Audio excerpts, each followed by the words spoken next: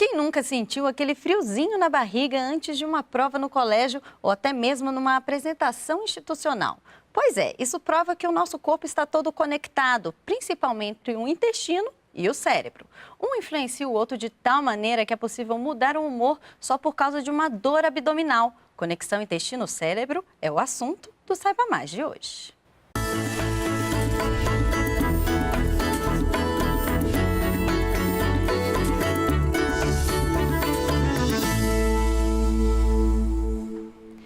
Estamos no estúdio com a gastroenterologista Adélia Silva de Jesus, representante da Federação Brasileira de Gastroenterologia. Obrigada por ter vindo. Obrigada, Lília. Eu que agradeço a oportunidade, em nome da Federação Brasileira de Gastroenterologia, Dr. Zateca, de poder levar algum conhecimento e explicar algumas coisas à população.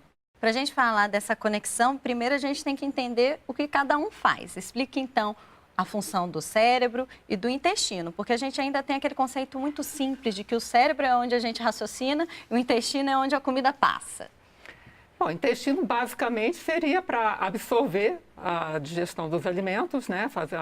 Completar a digestão que começa no estômago, terminar a digestão e a absorção desses nutrientes e eliminar pelas fezes o que não é aproveitado. E o cérebro comanda todo o organismo, né? Desde os batimentos cardíacos, a respiração, como também comanda a deglutição, a digestão e a motilidade do intestino. Digamos, né, que ele seja o pai. Computador central, o computador central.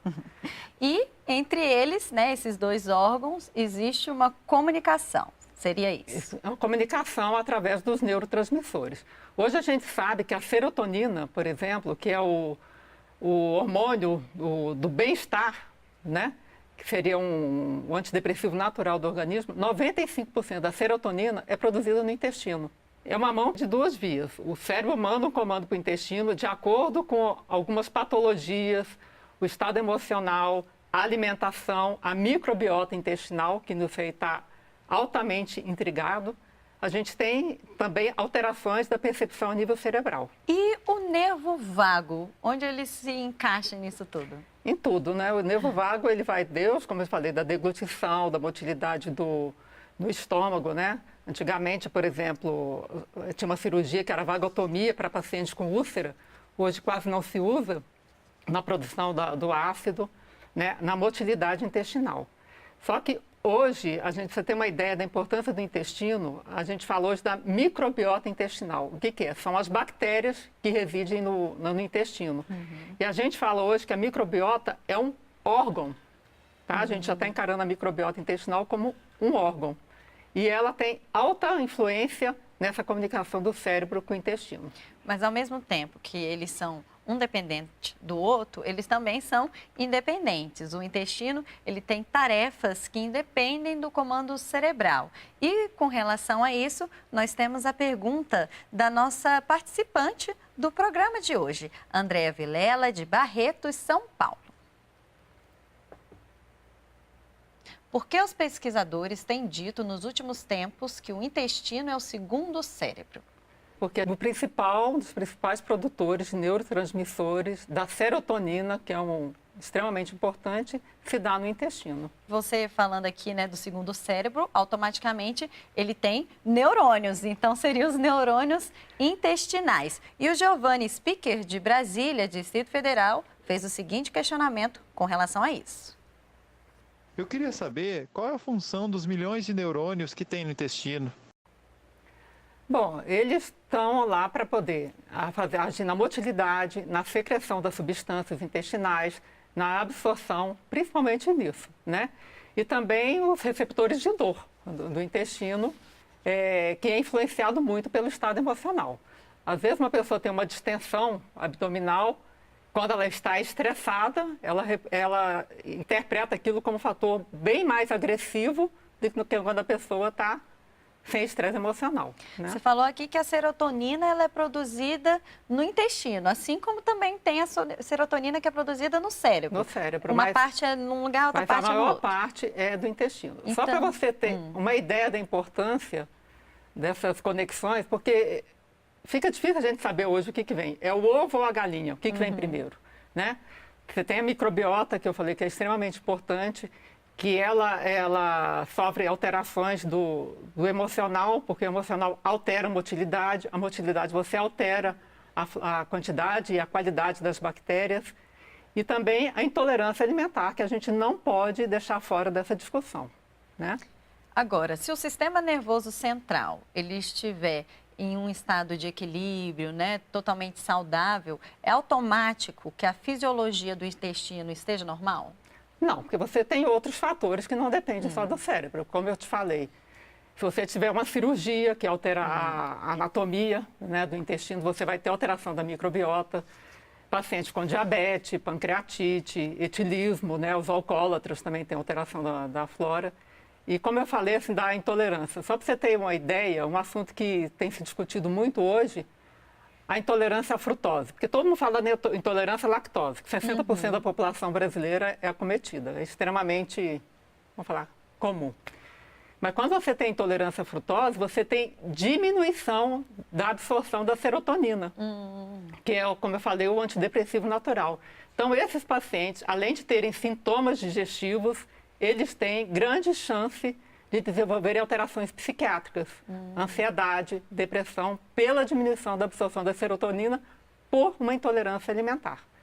Né? E o nosso intestino, ele tem mais bactérias do que células no corpo, não é 3 mesmo? a 4 vezes a quantidade. Então, hoje a gente considera, como eu falei, a microbiota intestinal um órgão. As bactérias alteram a absorção dos alimentos, elas alteram o metabolismo das drogas. Tem drogas, medicamentos que você toma que são alterados pela microbiota intestinal. Só que essas bactérias têm que estar em harmonia. Em harmonia, que a gente chama de eubiose. Quando você tem uma alteração dessa flora intestinal, você tem a disbiose, que está relacionada hoje a várias alterações. Inclusive, falando assim, o autismo hoje tem trabalhos mostrando que o autismo tem alteração da microbiota intestinal. Só que a gente está ainda muito em pesquisas, né? Você tem ideia, o assunto mais comentado em todos os congressos brasileiros e internacionais, hoje na gastroenterologia, é sobre a microbiota intestinal. E não só o autismo, mas também tem pesquisas com relação ao Parkinson, né? E outras doenças psicológicas. Como eu te falei, você tem a intolerância à frutose, você tem uma disbiose. Normalmente, quando você tem uma intolerância alimentar, você tem uma disbiose. Você tem, muitas vezes, o que a gente chama de supercrescimento bacteriano do intestino delgado. Excesso de bactérias no intestino.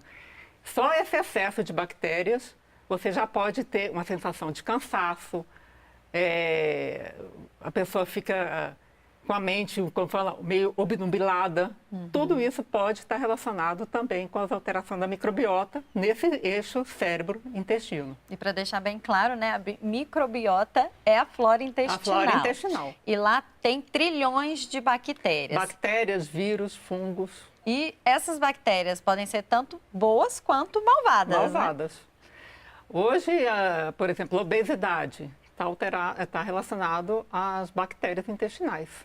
No obeso, a microbiota do obeso é diferente da microbiota da pessoa magra.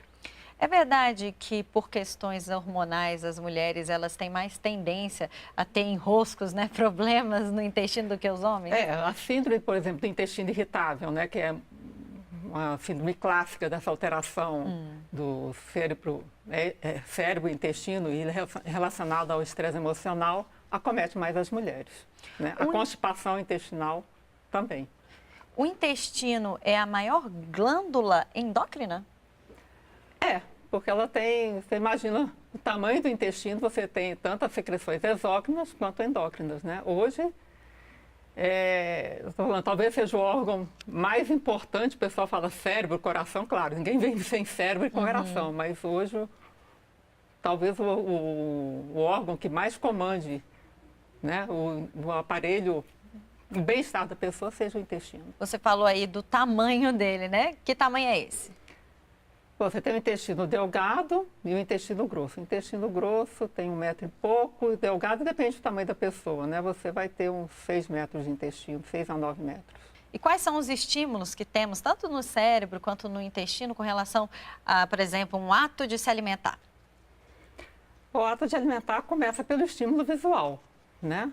Quando você olha um alimento que ele tem uma boa aparência, já começa com a salivação, né? Então, a digestão começa cerebral, né? A aparência da comida. Quando você vê uma comida ruim, um odor ruim, você não quer comer aquilo, né? Então, começa pela aparência, você ingere o alimento, deglute, aí tem as enzimas do intestino. Quando os alimentos chegam na primeira porção do intestino delgado, que é o duodeno, você tem liberação dos hormônios que estimulam o pâncreas, os hormônios que estimulam a vesícula, o fígado, para liberar as enzimas digestivas e elas se misturarem com os alimentos e serem digeridos, né? Aí você tem o hormônio da saciedade, né? Que é a grelina, né? Que você, quando você tem as cirurgias bariátricas, você mexe, além de você reduzir o estômago, o tamanho, né? A pessoa não vai conseguir consumir muito alimento, porque o estômago ficou pequenininho, mas você também tem a alteração desses neurotransmissores nessa cirurgia, né? Então, o paciente, muitas vezes, ele nem perdeu peso e ele já começa a sentir a mudança, o bem-estar, né? As dores no corpo que o obeso sente, tudo mais. Nessas alterações hormonais, logo no início da cirurgia, relacionada à grelina e outros neurotransmissores, você já tem essa ação de imediato. Adélia, nós vamos fazer um rápido intervalo. A gente volta já já.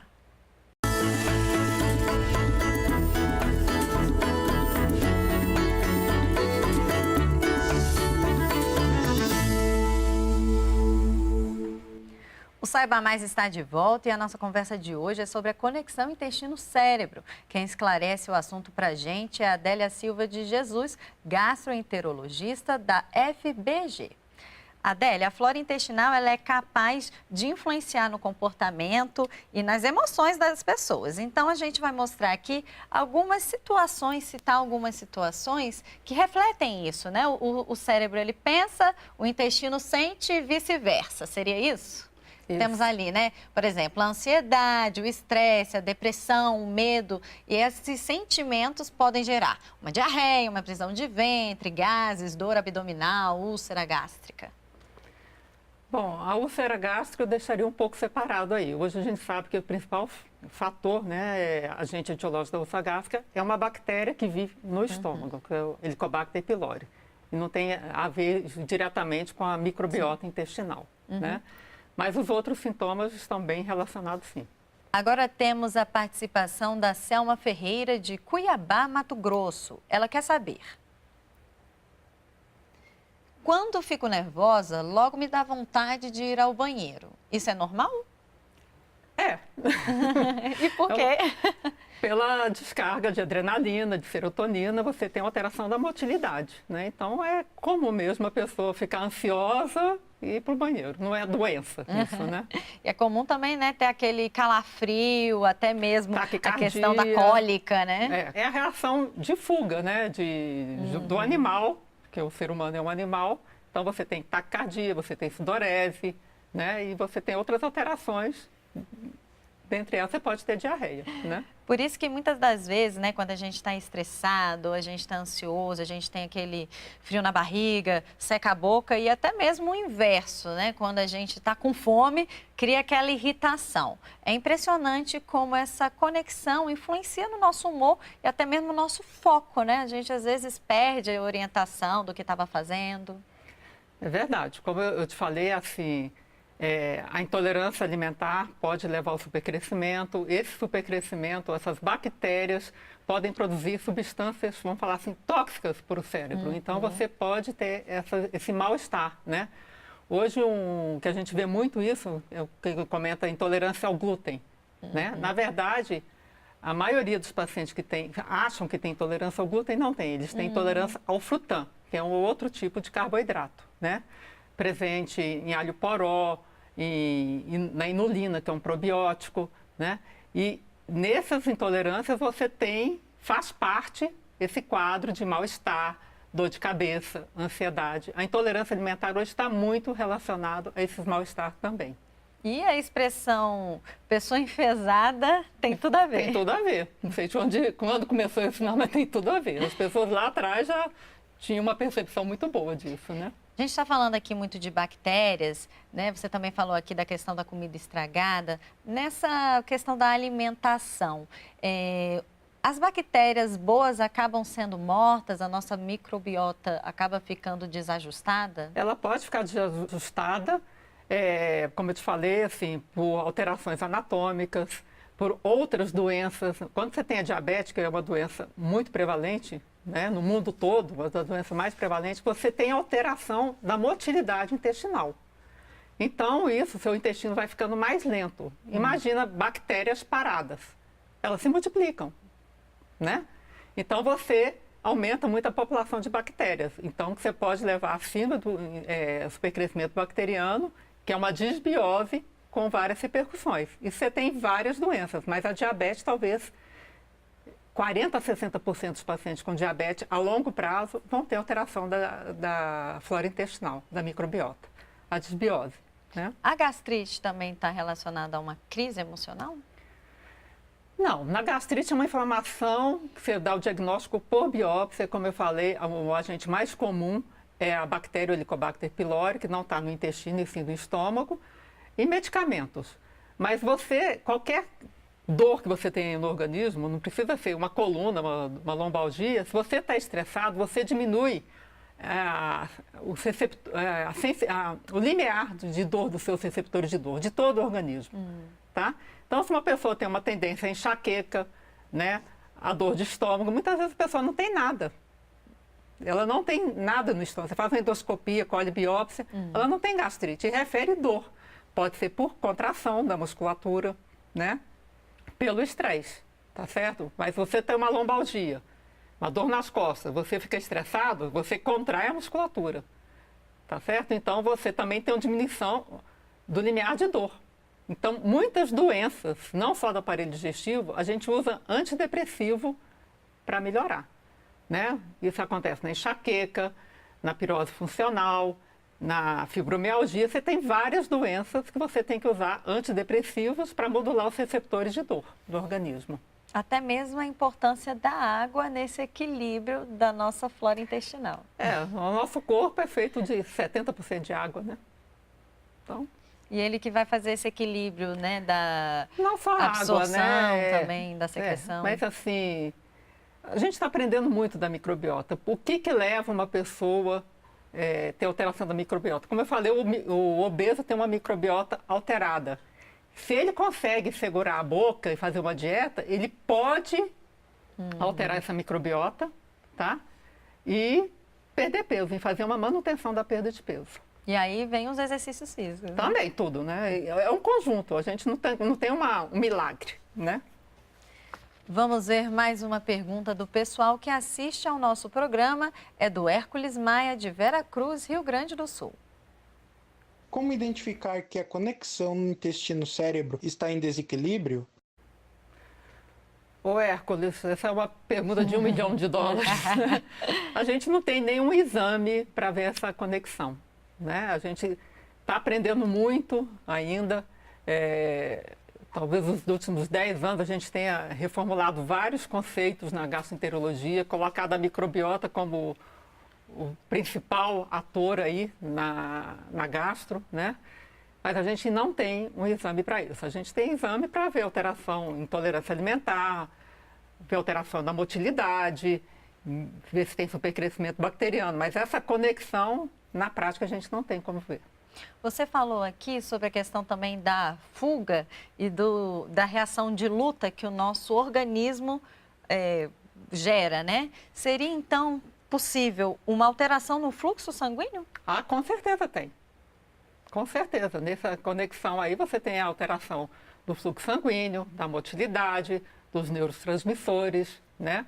Os principais são esses mesmo. Agora, é possível prevenir e até mesmo reverter esses quadros de desequilíbrios, principalmente na questão da alimentação, né? Ela é uma grande facilitadora, né?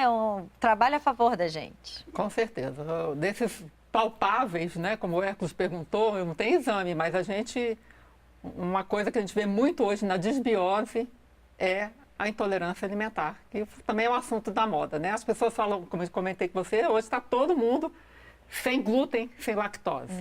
Sem lactose a gente pode até aceitar. Como eu falei, 60% da população brasileira, em algumas regiões do mundo chega até 100%, que são intolerantes à lactose. Só que ao glúten não é assim. E, na verdade, a maioria das pessoas, como eu comentei, tem intolerância ao glúten, que não é a doença celíaca, que é outro assunto, mas, na verdade, não é o glúten, é o frutã. E a intolerância alimentar mais comum de todas que eu estou falando é a frutose, muito mais do que a intolerância ao frutã e ao glúten não celíaco, né? E dentro desse caso da alimentação, nós temos os probióticos, alimentos probióticos e pré-bióticos. Qual a diferença entre eles? O pré-biótico são fibras solúveis, presentes em alguns alimentos, né? Que favorecem, seriam uma comida para os probióticos, que são as bactérias boazinhas, como você falou, né? Também é uma coisa que a gente tem estudado bastante, já sabe do benefício para o organismo, só que também, já lembrando a pergunta do Ecos, a gente não tem uma receita de bolo. Qual probiótico usar, por quanto tempo, em qual patologia. Eu acho que daqui uns 5 anos a gente vai ter mais informações sobre isso. Só lembrando assim, hoje a gente tem muito paciente com cirurgia bariátrica, né, que é para cirurgia para perda de peso. Esses pacientes têm alteração permanente da flora intestinal. Então, tem trabalhos que sugerem o uso de prebióticos para esses pacientes ao longo da vida, para poder reajustar a flora intestinal desses pacientes. E a gente também falou aqui da atividade física, que é excelente para manter o bom funcionamento da microbiota, né, da nossa flora intestinal. E sobre isso, um ouvinte da Rede Nacional de Rádio enviou a dúvida a seguir. Olá, aqui quem fala é o Carlos Felipe, eu falo da cidade de Guarulhos. Existe algum tipo de exercício que eu possa fazer para que eu possa melhorar essa conexão intestino-cérebro? Carlos, algum tipo específico de exercício? Desconheço, nunca vi falar nisso. Mas o exercício em si. E exercício, o que a gente deve fazer? O exercício que a gente dá conta e que gosta, né? E a sua alimentação física, porque a gente está falando desde crianças até para adultos. O exercício físico é fundamental, porque você aumenta a motilidade do intestino, você aumenta o nível de serotonina, então você melhora os neurotransmissores. E quando você faz exercício, eu costumo dizer, é uma hora que você tira para você. É você se amando, você se dedicando a si mesmo. Então, eu acho que o exercício tem uma conexão, extrapola isso aí. É uma hora que você quer cuidar de você mesmo. Isso é importante, a gente se amar, né? E principalmente a questão também da inteligência emocional, né? Da gente saber lidar com as nossas emoções. Exatamente. E o exercício, acho que ajuda. Demais. A gente falou muito aqui, né, de exercício, de alimentação, de bactérias boas, bactérias ruins e também da questão, né, dos probióticos, pré-bióticos, mas também existem os simbióticos. Como é que é isso? Como eles funcionam? É uma mistura de pré com probióticos, né? Tem alguns medicamentos aí na indústria que misturam os pré e probióticos, aí você tem os simbióticos, né? E eles também só podem ser utilizados sob prescrição médica. Ou não? É possível? Não, você compra sem receita, né? Mas até que ponto você está só gastando dinheiro, está jogando dinheiro fora, dando dinheiro para a indústria e realmente você tem uma indicação? Eu acho que é sempre bom ouvir o conselho de um médico, né? Adélia, muito obrigada pela participação. Lília, eu que agradeço mais uma vez a oportunidade de esclarecer, tá? Obrigada. E se quiser mais informações, temos algum contato? Tem o site da FBG, né? www.fbg.org.br, que você encontra algumas aulas, assim, explicações para o público. Muito obrigada. Tá? Obrigada, Lília. Resumo: intestino saudável é sinônimo de boa saúde mental. Dúvidas ou sugestões, entre em contato com a gente pelo nosso e-mail, programasnbr@ebc.com.br ou pelo nosso WhatsApp, 61 99645 7037, e ainda pode acessar o site da Rede Nacional de Rádio, www.redenacionalderadio.com.br. Obrigada por sua audiência e até o próximo programa.